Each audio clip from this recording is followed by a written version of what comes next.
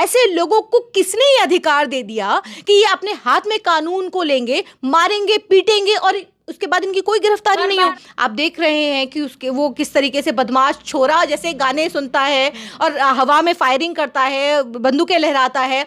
तो देखिए, ये जाहिर सी बात है, सवाल उठता है, गिरफ्तारी होनी चाहिए। 302 का मुकदमा तो दर्ज हुआ है, राजस्थान पुलिस ने किया है। अगर आरोप हैं, अगर उसने कुछ नहीं किया होगा तो जांच में सब सामने आ जाएगा, इसकी गिरफ्तारी होनी चाहिए। अगर सोशल मीडिया से ये संपर्क में है और जब 28 जनवरी का वारिस की जो कंप्लेन है उसके आधार पर अगर हरियाणा पुलिस ने उसको गिरफ्तार कर, तो गिरफ्तारी तो हो। अगर वो कहती है कि हम भी ढूंढ रहे हैं, और अखलाक पहलू खान तो हम भूले नहीं है, अखलाक के घर में फ्रिज के अंदर जो मीट था वो तो आपको मालूम चल जाता है, लेकिन आपको मोनू मानेसर कहाँ है वो तमाम सोशल मीडिया पर मौजूद है, लेकिन आपको नहीं मिलता। नमस्कार, आप देख रहे हैं द जनता लाइव और मैं हूं आपके साथ नलिनी। इन दिनों देश में दो नाम बेहद गूंजे हुए हैं, नाम है जुनैद और नासिर।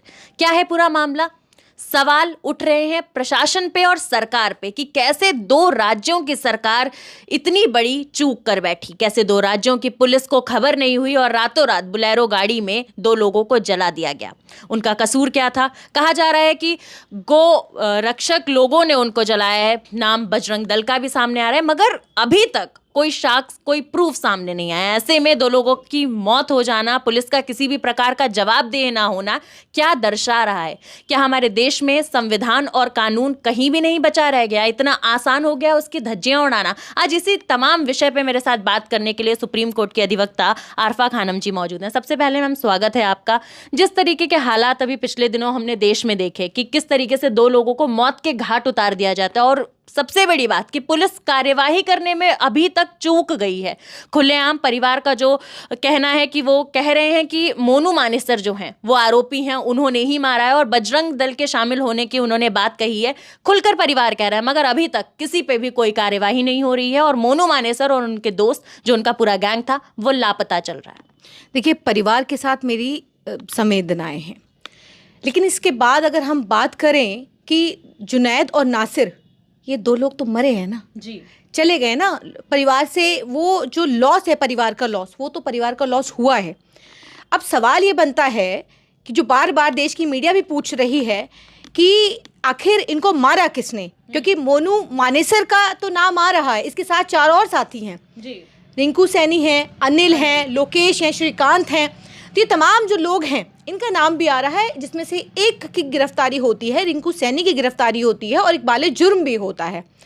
और इकबाल जुर्म में वो बाकायदा सारी चीज़ें वो बताता है कि किस किस तरीके से उन्होंने इन दोनों लोगों को, जुनैद और नासिर को, इन्होंने सुबह उठाया, इनको खूब पीटा। बोलेरो गाड़ी से ये लोग जा रहे थे, बॉर्डर की तरफ गए थे, और इसको एनआईए की मदद से इन्होंने पकड़ा, ताकि इनको शक था, ये अपने आप को तथाकथित गौरक्षक बताते हैं, इनको पकड़ा एनआईए की मदद से और इनको इतना पीटा गया और पुलिस स्टेशन ले जाया गया। ये रिंकू सैनी कह रहे हैं कि इनको ले जाया गया, और थाने ले जाने के बाद भी उन्होंने ये कहा, थाने वालों ने ये कहा कि इनको ऐसा है, इसको घर ले जाइए, क्योंकि ये इस हालत में नहीं है, अधमरे से थे।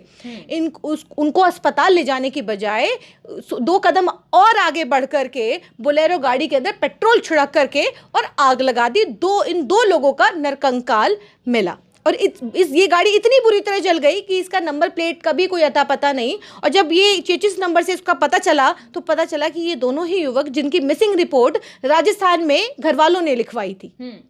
लेकिन कमाल की बात ये है कि ये जो 4-5 जो आरोपी हैं, जिन पर आरोप है, परिवार बार बार आरोप लगा रहा है, वो ऐसे ही नहीं लगा रहा। इसके बाद और भी लगातार इसके ऊपर अभी 28 जनवरी की इसी साल 2023 में इसी मोनू मानेसर के ऊपर वारिस नाम के एक युवक को पीट कर बेरहमी से, वही गौरक्षा के नाम पर इसको पीटा गया, इसकी मौत हो गई। परिवार आज भी न्याय की उम्मीद कर रहा है, लेकिन कोई न्याय नहीं मिला। उसके बाद ये 2 युवक को जिस तरीके से मार दिया गया, क्यों नहीं सवाल उठता, क्यों नहीं जांच होनी चाहिए? जिस तरीके से बजरंग दल और विश्व हिंदू परिषद इनके समर्थन में आए हैं, इन्हीं के समर्थक जो हैं, ये जो जब हमें याद होगा कश्मीर के अंदर आसिफा के साथ जो हुआ, तिरंगा यात्रा इन्हीं के लोगों ने निकाली थी। तो आज हालात ये हैं कि चाहे वो रेप जैसी घटना हो, मर्डर जैसी घटना हो, हत्या जैसी घटना हो, या कोई भी किसी भी तरीके की लिंचिंग हो या कुछ भी हो, यहाँ पर फौरन एक तिरंगा यात्रा निकलती है। बचाव के अंदर तमाम जो सेना है, विश्व हिंदू परिषद कह लीजिए, बजरंग दल कह लीजिए, भाजपा के नेता कह लीजिए, वो तमाम उनके समर्थन में आए थे कि उन्होंने तो कुछ किया ही नहीं है।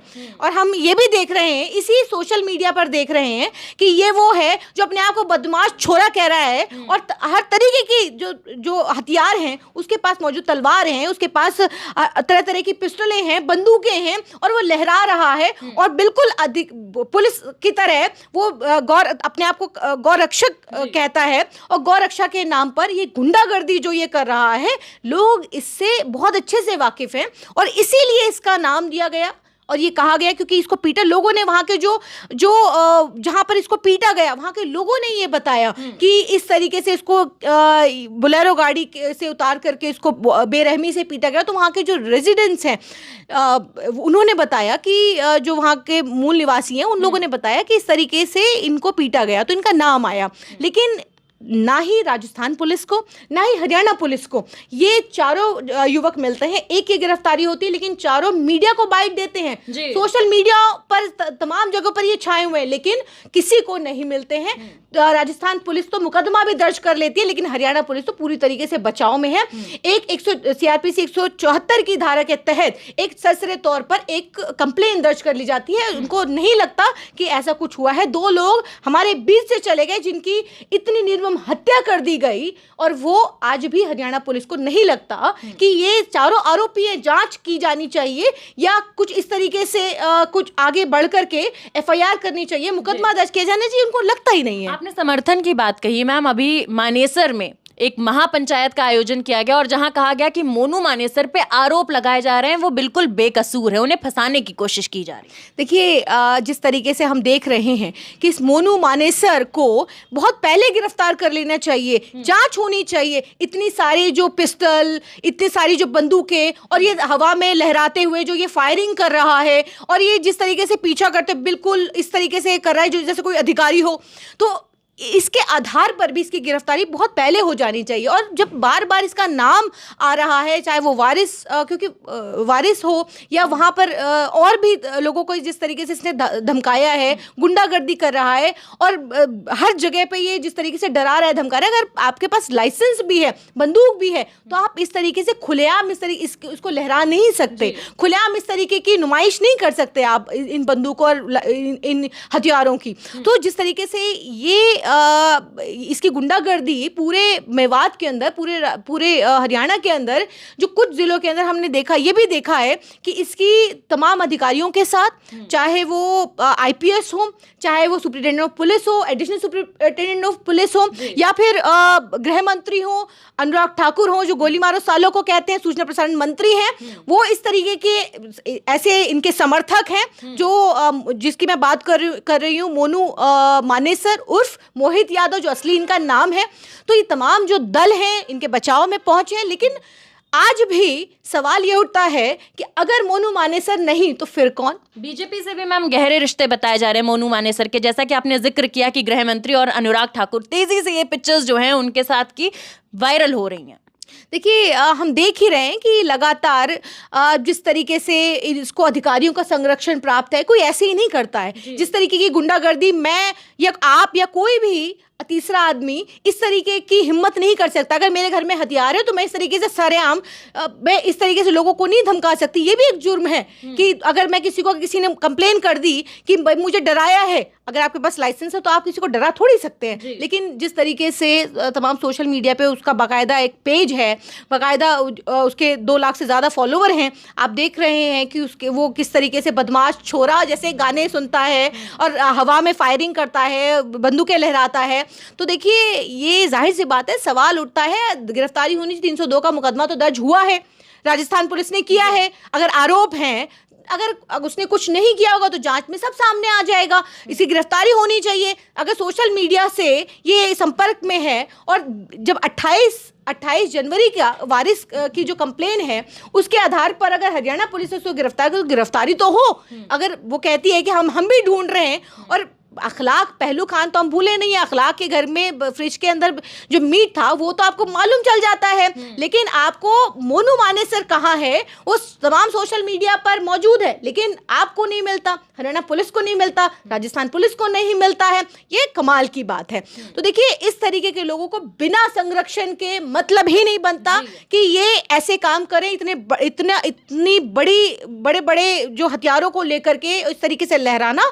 जरूर इसके पीछे कई इसके तार एक दूसरे से जुड़े हुए हैं, इसको समझना जरूरी है, क्योंकि ये आप देखिएगा बीते दिनों हमने देखा है कि अखलाक, पहलू खान और इसके बाद हमने तबरेज अंसारी को देखा कि गौ रक्षा के नाम पर जिस तरीके से पहलू खान को मार दिया गया। हमने देखा कि तबरेज अंसारी की किस तरीके से लिंचिंग हुई। ये पहली बार नहीं है, पहली बार नहीं है, ये हम तो लगातार देखते हैं। ये अपने पैर पसार रहा है और देश की मीडिया जिस तरीके से दोहरा रवैया अपना रही है दलितों के लिए, मुसलमानों के लिए, और एक वो समाज है जहां पे हम ऐसे समाज की कल्पना करते हैं जहां पर, क्योंकि ये देश धर्मनिरपेक्ष देश है जी, इस देश के अंदर हम ये कल्पना करते थे कि हिंदू, मुस्लिम, सिख, ईसाई, जैन बहुत सब मिलजुल करके रहते हैं, यही छवि अंतर्राष्ट्रीय स्तर पर भी हमारी है। लेकिन आज 2014 के बाद लगातार एक के बाद एक घटनाएं जो हो रही हैं, 2015 सबसे पहले अखलाक के साथ इस तरीके से होता है, फिर 2016 में इस तरीके की घटनाएं आती है, 17 के अंदर पहलू खान हमारे बीच से चले जाते हैं। तो क्यों नहीं इसके ऊपर कोई ऐसा कानून बने, ऐसे जो तथाकथित अपने आप को गौ रक्षा के नाम पर ऐसी गुंडागर्दी करते हैं, क्यों ऐसे लोग सलाखों के पीछे नहीं होने चाहिए?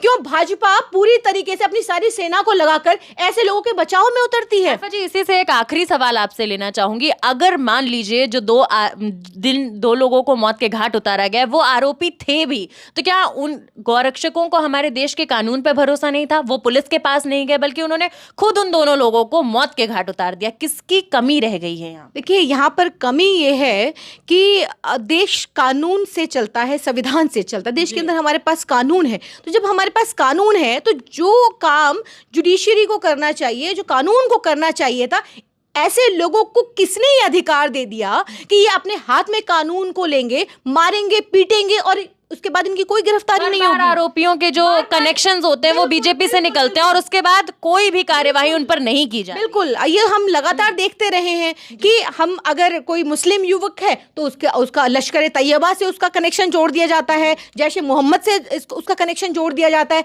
लेकिन अगर वही कोई मोहित यादव है, कोई रिंकू सैनी है या अनिल है, लोकेश है, तो ऐसे लोगों की गिरफ्तारी भी नहीं होती है। और ये बहुत ही अचंभे की बात है कि ये सभी सोशल मीडिया पर ये अपनी बात रख रहा है, लेकिन इसकी गिरफ्तारी नहीं होती है। तो देखिए, आज ये बहुत सोचने का विषय है कि बार बार इस तरीके की घटनाएं, ये कोई इत्तेफाक नहीं है।